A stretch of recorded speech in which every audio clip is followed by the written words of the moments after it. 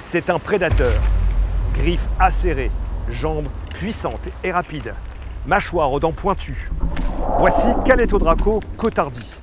6 mètres de long, plus d'1 tonne de muscles, il est le représentant d'une nouvelle espèce de dinosaure découverte ici, sur les plages de Normandie. Ce redoutable chasseur aurait bien aimé me rencontrer.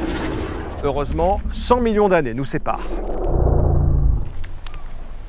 Calétodraco cotardi a été découvert ici, au pied de ces immenses falaises de craie, sur la commune de Saint-Jouan-de-Bruneval, à quelques kilomètres d'Étretat.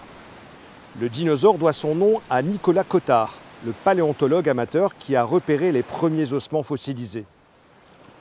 Avec deux de mes amis, au cours d'un retour de recherche, je suis tombé sur un bloc dans lequel j'ai immédiatement identifié des os de vertébrés. Il avait quelle taille à peu près? Il avait environ la taille de ce bloc, à peu près ici. Vous êtes fier de votre découverte? Oui, fier d'avoir apporté ce petit grain de connaissance dans ce domaine scientifique. 2 ans après cette première trouvaille, Nicolas Cottard tombe sur d'autres fossiles du même dinosaure. Libérés de la roche, une partie du bassin, une vertèbre et une dent commencent à dessiner une histoire extraordinaire. Il faut imaginer qu'à l'époque, il y a 100 millions d'années, au Crétacé, le niveau de la mer était beaucoup plus haut, d'environ 150 mètres. Les continents n'avaient pas leur forme actuelle. La Normandie était complètement sous l'eau. La terre émergée la plus proche se trouvait à 100 km. Le Cotentin et la Bretagne formaient alors une grande île tropicale. Et Calétodraco vivait sans doute sur ses côtes. Le climat était beaucoup plus chaud et humide qu'aujourd'hui. Le paysage était très différent. Il y avait une grande variété de plantes et surtout beaucoup de dinosaures de toutes sortes. Et puis Calétodraco est mort, sans doute au bord de l'eau puisque son cadavre a été emporté vers la mer. On sait que sa carcasse a été mordue par un requin, car on en a retrouvé une dent au milieu des fossiles.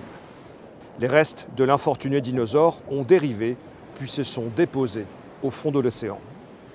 Ce plancher océanique est aujourd'hui à l'air libre. Ce sont les majestueuses falaises de craie de Normandie.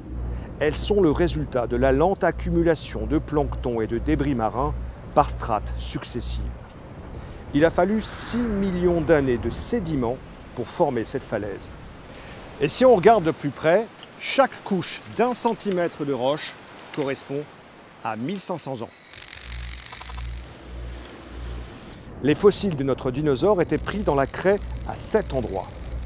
Ils sont réapparus au gré de l'érosion et tombés dans un bloc au pied de la falaise.